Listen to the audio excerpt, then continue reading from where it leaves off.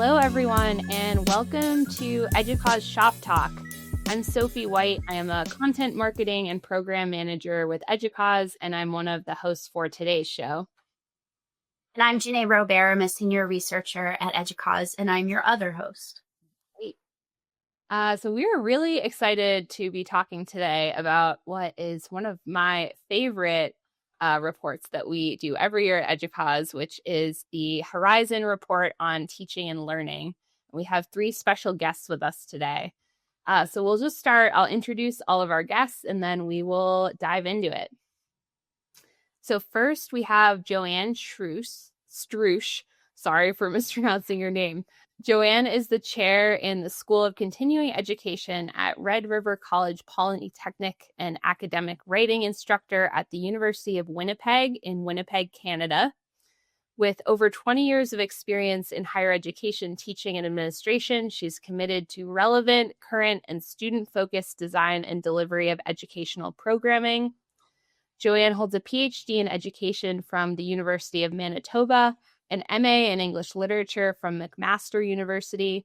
This is her second year as a member of the EDUCAUSE Horizon Report Teaching and Learning Edition Advisory Panel. So Joanne was a really essential part in putting together the Horizon Report this year. And I also have a master's in English Literature, so we can talk about that later. Maybe go through some favorite books if we had time. Next, we have Nicole Muscanel. Nicole is a researcher at EDUCAUSE. She holds a PhD in social psychology and has more than a decade of experience in higher education, including roles in research, institution, and academic advising. Her recent work explores faculty and student technology use, workforce challenges, analytics, and emerging trends shaping teaching, learning, cybersecurity, and privacy in higher education. Thanks for being with us, Nicole. Yeah, thanks for having me.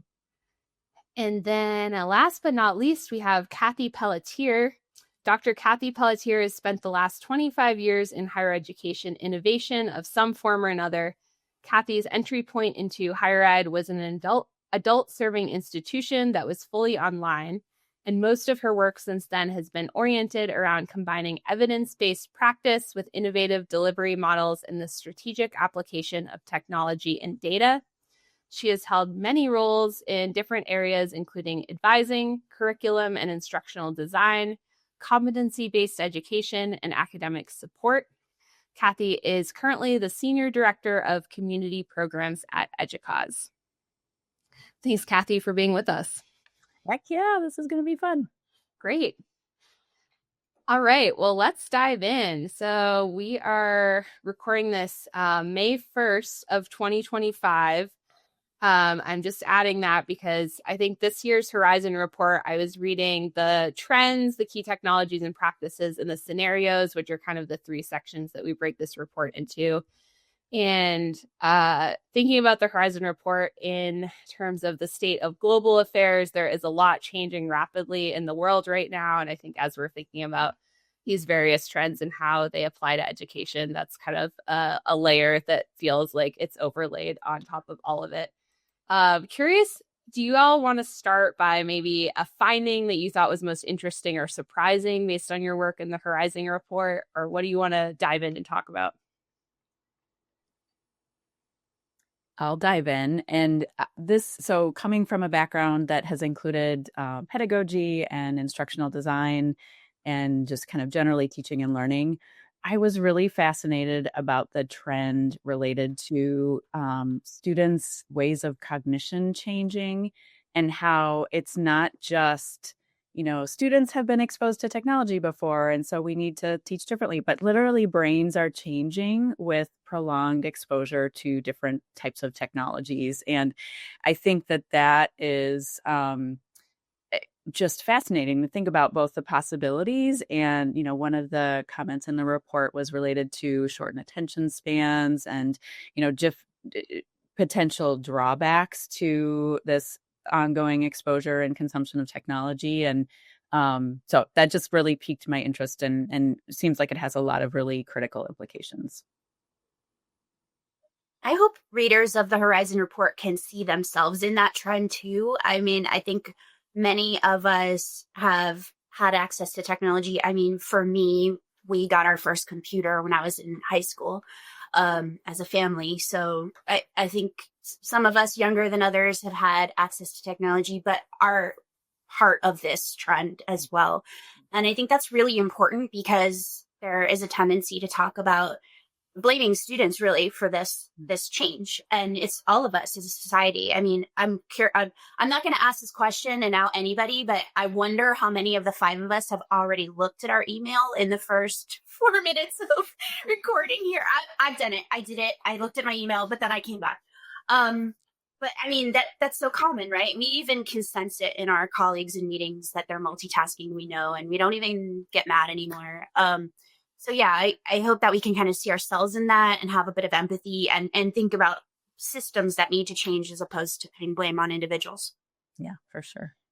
And just one more comment for me on that, and then I would happily invite others to jump in. I think I appreciate how you articulated that it isn't about blame, because it isn't about blaming, right? It's just like the fact is our brains are changing, and but bringing ourselves into that too can both create empathy, but also feed that creativity of, how do I want to learn and how do I like to consume information, and is that different than when I was in school 25 years ago or however long ago it was? And so thank you for raising that, Jenay. And I have not checked my email, but I know as a parent, when I'm trying to teach my kids good, healthy phone and digital device usage, I'm like scrolling my phone while I'm saying, "Oh, your time's up. You need to put your phone down."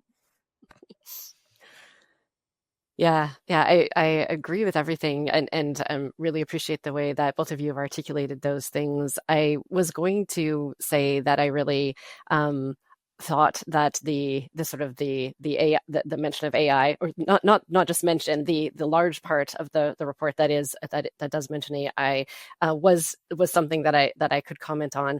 I feel like maybe we'll talk about that at some point. But the other thing that I found surprising, and maybe just because I hadn't thought about it in this way, and certainly throughout the discussions with the panel, was the polycrises, the idea that polycrises are on the rise. And I was thinking about that a bit more, mostly because I hadn't really thought of polycrises. Like, I feel like we're in a crisis individually, right? There's multiple things that happen. I feel like a major crisis over the last 5-ish years had been COVID-19, and I think that some of us are thinking, okay, how are we now reacting to what happened during that time? And Kathe, you mentioned discussions with your children. I have those too. I think about how they learned during that time and how they're now going to learn and how they will be learning as they're moving into high school and then higher education, and how that will affect them. And I also think that the concept of polycrises certainly weighs on my mind daily. That we're bombarded with news daily about things that are happening in our neighborhoods, in our communities, outside of our communities, internationally, and it's almost impossible to not to ignore them, right? We can't ignore them. And it kind of speaks to also like that change in cognition that you were mentioning with the technology, because when I was young, we didn't have that constant bombardment of information and knowledge about the world, rightly or wrongly, but we didn't have that. And I think that does change the way that we necessarily need to teach, the way that we need to talk about how we develop our programs, how we think about our institutions, and the well-being of our students and instructors and everyone else in our institutions. So that concept of polycrises put a name to something that I didn't know I was thinking about, right? That idea that I'm like, why am I so tired all the time? Why am I fatigued about what's happening, in the world? Why do I feel like the weight of the world is on my shoulders? And that sort of named it for me, I guess. I love that you brought this up, Joanne, because I think for me that was probably the most interesting trend. And just for our viewers too, in case people aren't aware of what a polycrisis actually is.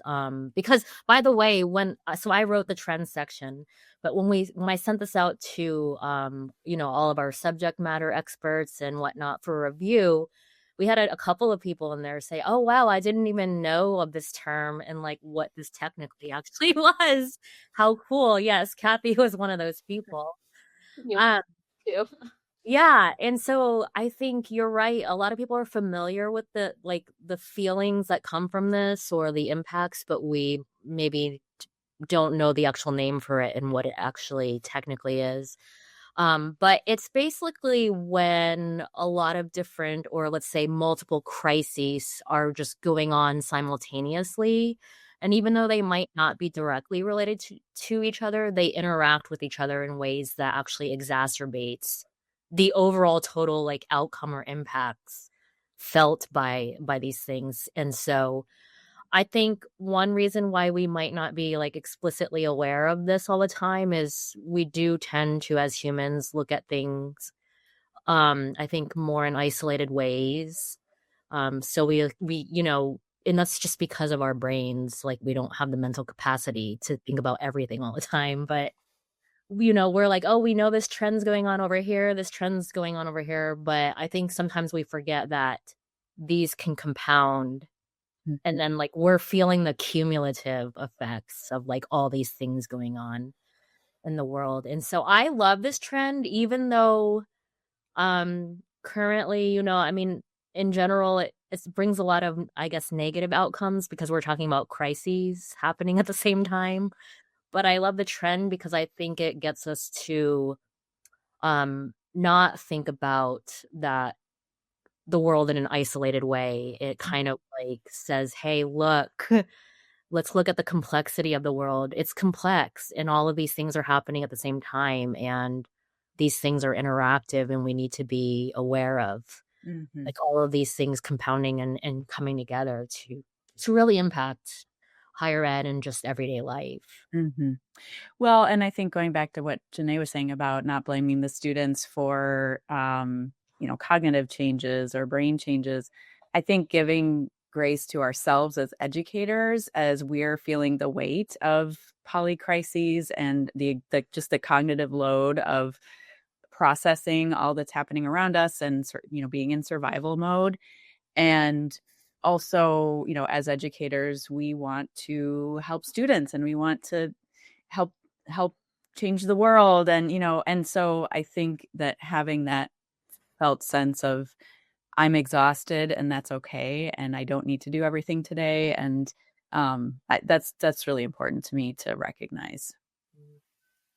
And I While think that's we're important. on, Oh, go ahead, Joanne. no. I was just going to say, I think that's important to recognize, like, again, that there's no blame, obviously, but also important to recognize in our students and how the expectations we have, I guess, right? Like, education has, Western education has a certain structure that we have, right? We, generally, unless institutions are doing something really revolutionary, we have a term system, right? There's generally, if certain courses have midterms, finals, the assignments are always due, usually at the end of the term, right? And sort of just thinking about how I guess the polycrises, the big picture affects that, and that students in the world are not the same as students in the world when the Western education system was developed, right? And when the term system was developed, and all of those kinds of things. And so thinking about what that means to how we structure our education cadence, I guess, is really important too, I think. Nicole, while we're talking about this trend, it might be interesting to talk a little bit. I feel like this polycrisis trend had a direct impact on the way we did the Horizon Report this year. And this is something that most people won't know about unless they were part of the process. It might be kind of fun to, move the curtain on that a little bit. Do you want to talk about that process we went through with the panel? Sure. And then I would also love to hear Joanne's perspective after I talk a little bit about it. Since she's a panelist, I'd love to hear how it was for her. But so we did something unique in this year's report, and that is So for the collection of the nomination and voting on the top trends that are included, a lot of that took place in November / early December. And so we did that, and then I had written it up, and we started just kind of looking at the world's developments, current events. We had the change in US administration in January, and we were like, we need to pivot a little bit because we might need to go back and reflect on these trends because so much has happened even in the span of just 1 to 2 months.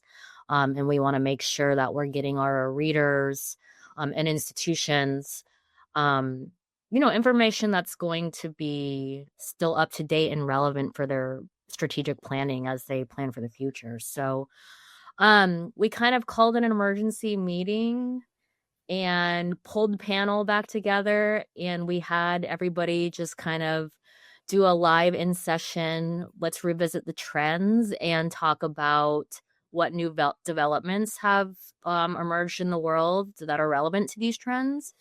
And so now when you read the trend section of the report, you'll see for each trend category, we have a just-in-time updates section where we kind of go back and say, okay, more recently, here's some things that you need to be aware about in it. It could actually impact some of these trends. But I do want to note something really important, which is that I think in our revisiting of the trends, it wasn't the case that we went back and we were like, oh no, these are no longer trends anymore. Like that did not happen. What actually ended up happening is that all of those things are still trends. It's just that given recent developments, I think some trends we just know now have new obstacles or barriers that are going to impact their trajectory. And then other trends just have them simply accelerated. So like an example of that is one of our trends is that the potential for trade wars is increasing. And we had written that, back in December-ish or whatever. And so obviously that's like in the area of trade wars, politically things have really escalated. And so we had to kind of go back and say, actually, this is progressing, maybe a little bit more than we expected it to. And so that might be something that actually speeds up. But in other areas, I'll give another example. So interest in inclusive learning environments, designing inclusive learning environments. Again, I would say that's still definitely a trend. A lot of the teaching and learning community is very much invested in that. So that's ongoing. But now in light of, especially in the US, political endeavors and executive orders that are being signed, there's now some new barriers that I think institutions are facing, especially when we're talking about DEI in higher ed now, and how can we actually go about designing inclusive learning spaces for students. So trends are still trends, but I think trajectories may have changed a little bit given, what's going on in the world. And in some case, we see some acceleration of some of the trends that the panelists identified for us originally. So very exciting, unique to this year's report. And I would love, like I said, I would love to hear, Joanne, like your perceptions of that pivot and us coming back together to reflect on these things. Yeah, I was thinking about this last night because I was just reflecting on some of the pieces of the report, but also thinking I should have taken better notes during that session when we came back together, because I thought I had taken some notes and then I hadn't, and I was trying to think back to it. First of all, I wanted to say that at the time, having been a panelist before, I was expecting the scenarios meeting, right? That was kind of like that's the structure of things. And when we came back for that meeting where we were revisiting the trends in light of current situations, my thought was, wow, what a great pivot. Like I thought you had to do that, right? That was something you had to do. And I just was, I was thinking, for your team, what a great opportunity that you took there, and what a great, what great thinking around that. So, I mean, I guess foresight maybe is part of that, thinking about what is needed at the moment, and how to maybe think about those outcomes. But that was I just thought it was really a good opportunity. The discussion, I thought, as you've said, Nicole, didn't change any of the trends. As we, in the group that I was in, I think the group was discussed the trends, and it wasn't like we thought, oh no, this isn't a trend anymore, or this isn't something we need to talk about. It did, as you said, highlight some of the trends, think about how they were going to move forward a little bit more quickly. I also think people needed at that moment to maybe have that discussion. I think there was so much, and still is, I think, some uncertainty around things that are happening in the world. Certainly, predominantly, I think about it in terms of, relationship, American Canadian relationships. And so I think it was, in some ways, I felt a little, I don't want to say cathartic, but in some ways a way to have a discussion with colleagues who would discuss these things in a respectful and intelligent way. And I think we, as panelists, we needed that. So I think that was also what came out of it for me, was that it was a good opportunity to have these discussions in a guided way. That and I think you framed it too, like, we're not here to talk about politics, we're here to talk about the trends. But that was really something that was needed. And so it was a very interesting conversation, and I really appreciated that. I think none of the sort of trends change.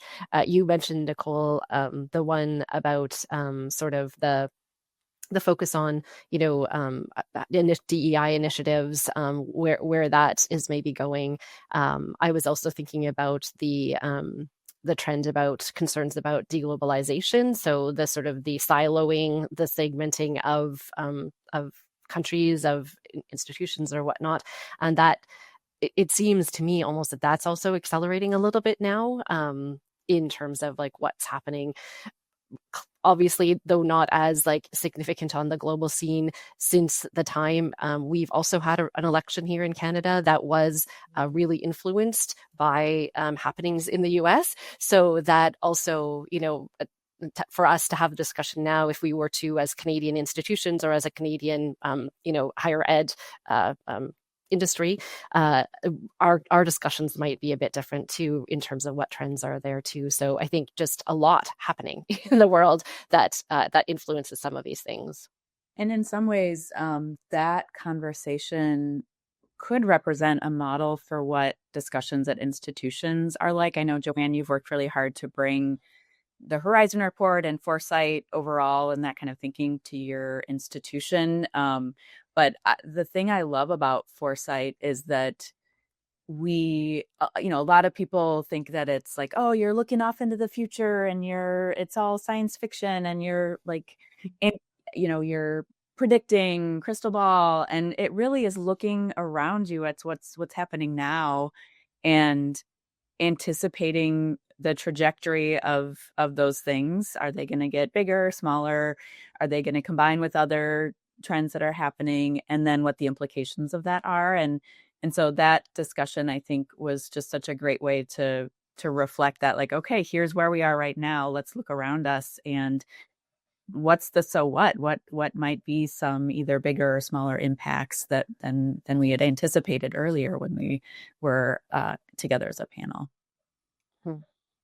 I agree. It feels like a really thoughtful approach to me too, that we're not just scrapping everything we've done before because there's this unprecedented time. We're taking what we've done before, but adding this new lens on top of it and revisiting based on the current environment. So just want to say I appreciate that. It's also very easy when, you're in the middle of a busy time, everyone has a lot going on, to just say, okay, we're done with this report, we're publishing it, we finished this project. But to actually take a step back and say, should we be looking at this again from a different perspective based on current events, is such an important model to look at the frameworks we already have and fit in what's going on in the world to it. It really is also. Oh, sorry. Go ahead. No, go Nicole. Well, I just wanted to know, it was helpful for us on the EDUCAUSE team because it really forced us to like really look at our process too. And I don't know how many people realize this, but our creation of a single Horizon report spans 6 months. how many months? 6 months or more. Yeah. And so that's part of, we were like, okay, we gotta. So now we're currently, you know, working on refining our process and shortening that time, just so that when we do report on these trends and these key technologies and practices and whatnot, that they're not stale by the time they get to our readers. I do want to point out that I think that what we did this time with this report kind of shows the strength of the strategic foresight methodology, which it's cyclical for a reason because nothing ever stays the same. Everything's constantly changing. And so bringing our readers along on that journey, I hope that serves as an example. And I think Kathe had mentioned this about what you can do when you take this back to your institution, what you can do as a team when you're reading this report, and really refreshing it in the context of your own institution, in the context of any current events. And then to Nicole's point, none of the trends were no longer trends. Remember that we use a 10-year time horizon for the Horizon Report. And so our panelists did a great job of picking things that would be relevant over the next decade. And again, I want to say that I think that what we did shows the strength of that methodology, that so much changed in the world in a period of a few months, but those trends were still relevant in different ways with different impacts. And that's the strength of the methodology, is to really think about things that will be relevant for the next X number of years, and then continually go back to them and refresh them and think about how the impacts are changing and what's changing around you and how that then translates into action. I'm curious. So we're talking a bit about, innovation, adapting to change, resilience. Do you think that higher ed as a sector is maybe better prepared to handle all the uncertainty as a result of the COVID pandemic, that, we had to react 5 years ago to this major global change, and now we're seeing all of these global forces change rapidly again? Nicole, I guess I'm looking at your social psychologist background and just a question I'm curious about. Yeah, I have so many answers for this. Okay, because I don't have a single answer. I think one thing is, we already know that the way higher ed is structured, it makes change slow in general. So I would say that just because of the way that it's been structured for so long, that's actually probably a challenge. It's probably really challenging for higher ed institutions to be able to quickly pivot to things, even though they can, because we saw this in COVID. Mm-hmm. I think it's definitely a hard process just because of how, silos and how dispersed higher ed campuses tend to be. But the other thing I wanted to kind of bring up as more of the psychological perspective is, I would be curious, because we know if you look at like self-regulation and self-control, the more people have to practice those skills, the more depleted they become. And so I'm almost wondering if higher ed's reached or is going to reach this point where they've had to keep adjusting and adapting and pivoting, that now they're just tired and don't have the actual space, especially psychologically, to continue like doing this in a meaningful way over the next however many years. So I'm not saying that that's for sure happening. I'm just wondering if that's something that could be going on or we need to be mindful about. We see that in our teaching and learning workforce report for sure, maybe a little bit less so in the cybersecurity and privacy report, but the teaching and learning workforce is tired and has been, last year's report was similar. And so I think, and I know we're not talking about that report specifically here, but it is interesting how other humans can help can help with that exhaustion, whether it's a supervisor or a leader or a team, and those things, and that the avenues towards professional development and learning are the things that our respondents said helped them feel less tired and less likely to want to find a job somewhere else. And so I think, a theme of what we've been talking about today really is that kind of shared compassion for yourself and others, and really recognizing that we have been under this immense cognitive load since 2020, if not longer. And it is fatiguing. And at the same time, I do think when you look at the responses of some institutions to the AI capabilities that are available now, there is many institutions have really gelled around a vision and a direction and a kind of operationalization of these capabilities much more quickly than I would have anticipated, both from a technology side and, changing teaching methods and assessment methods and that kind of thing. And that also aligns with some of our kind of older now research around digital transformation, where institutions that had already started thinking about the culture and the workforce and the technology changes that they would need to make in order to transform, kind of move towards a digital transformation approach, were much more prepared to accelerate change during COVID. And so similarly, institutions that have invested in digitizing and digitalizing and working towards digital transformation were likely more ready to adopt and scale, specifically AI, but other technologies that are coming down the pike. And so I think that'll be interesting to watch going forward. Is will there be? I know our AI landscape report talks about the AI digital divide, and is that something we're going to see widening as some institutions really can't marshal the collective resources and the structures and the workforce culture technology changes in order to take advantage of the AI, just as an example, and others will be able to accelerate more quickly. So just something I think that'll be interesting to watch. So Kathe, you mentioned AI. I feel like maybe it's the right time for us to dive into that.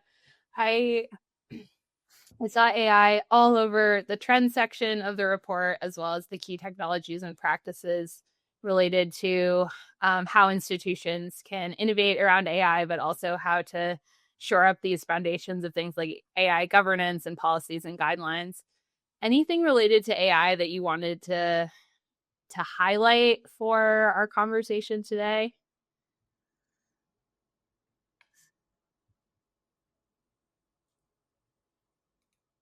I'll highlight one thing in terms of key technologies and practices that doesn't immediately jump out as AI related, but I think really is, which is shoring up cybersecurity. And someone will need to fact check me on this, but I think that something similar showed up in last year's Teaching and Learning Horizon Report.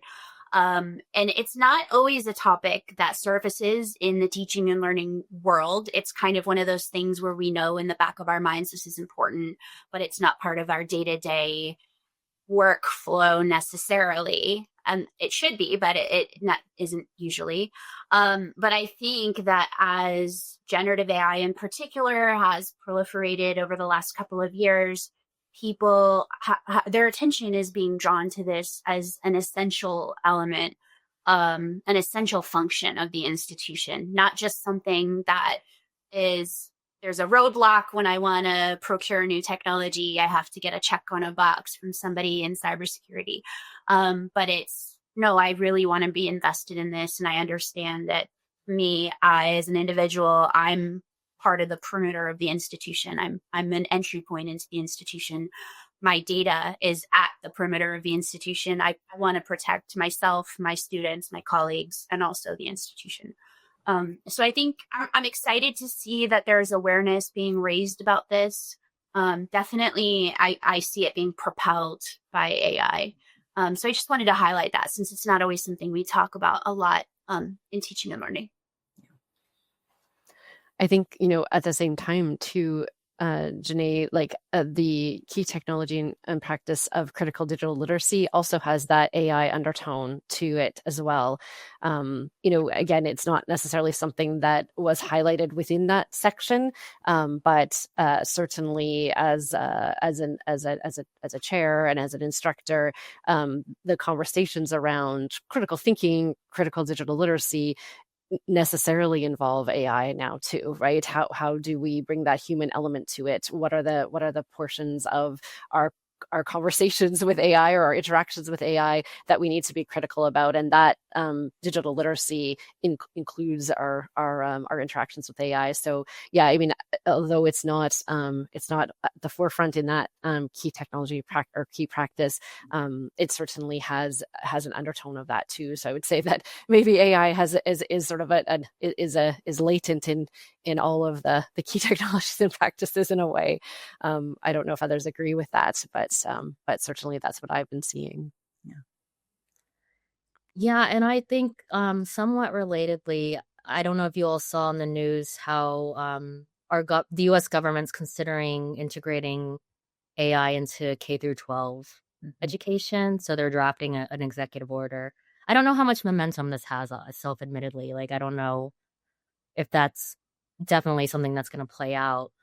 But I think it's really interesting, and I'd be curious. I think as it relates to us, if that does happen, is it going to be effectively done? And then what does that mean for higher ed, right? So then we get these students who are already getting a lot of AI training in K through 12. So what are they going to look like, and once they get to college, and how is this going to, impact their needs and learning experiences throughout their college career? Mm-hmm. Yeah, absolutely. That is, as those types of initiatives are increased, how does it affect the way that we're teaching in higher ed too? I think that's really important to think about. So maybe another trend for next year. Who knows? I would be curious to see too if it makes, what impact it would have on literacy, digital literacy, if we really start to see that go into effect. I think it's digital literacy and also students' expectations. That's something that I can't remember if I talked about it extensively in the final draft of the report, but certainly our panelists mentioned at times that students' expectations are changing, and we can expect that with more and more of these AI technologies being available, not just in schools, but in our personal lives, that students will expect more of that personalization. I remember, I think the analogy for me is when I became more aware of like predictive analytics and kind of the power that was there in those approaches. I started to ask questions like, how come my banking app doesn't alert me when, they see unusual spending happening? And this is obviously a while ago, because this is pretty commonplace now. But I started to ask questions around like, why isn't it that the services I interact with on a daily basis aren't leveraging this approach to help me? They're certainly leveraging it to advertise to me. So can they leverage it to help me? And I think so that's an analogy that would extend into now the much more advanced generative AI, where I wouldn't be surprised if already or very soon we have students start saying, yeah, but I remember from, high school that we had this program that did this thing that helped me on an individual basis day to day. And why don't you have that at your university? So I think student expectation will play a role.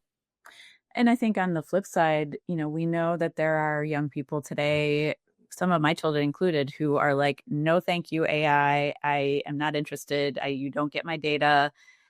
No, thank you. And so while students may be exposed to it in various ways in school, I think we also should be prepared to see students who have said no, for years and years and years, and come to college with that different expectation that they will not need to use AI and not be expected to, and not want to.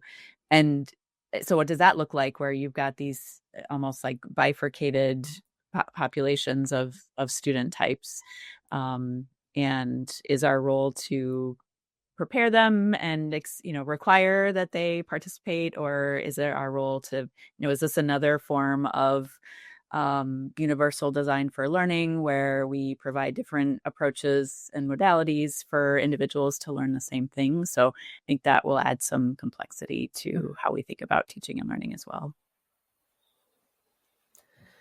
Yeah, sort of while we're talking about I know you asked about AI specifically, Sophie, but we're talking about sort of the key technologies and practices. I just wanted to highlight the portions of that section that are the taking action portions, because I really think that's important. And as I was looking through them, I think those are almost like a type of, I want to say, checklist or to-do list for institutions who maybe aren't doing some of those things already. They're not particularly, necessarily difficult things. They're not, I would say, like super revolutionary things, but sometimes, innovation comes in the mundane sometimes, right? That those are the things that need to be done. And so I guess from my perspective, like from an institutional perspective, I would say for those who are, are anticipating the report and going to be looking at it, pay attention to those taking action portions, because they do provide very short and sometimes the low hanging fruit, right, of what can be done to support or to advance some of those key technologies and practices.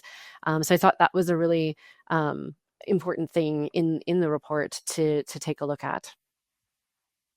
I just want to underscore that and say that for anyone who's not aware, that section, just like the rest of the Horizon report, comes from our panelists. So the taking action sections are not Jenay as the researcher saying, oh, based on all these other things the panelists told us, here's the actions we think you should take. No, we directly ask the panelists, what actions do you recommend that readers of the Horizon report can take with regard to this key technology or practice?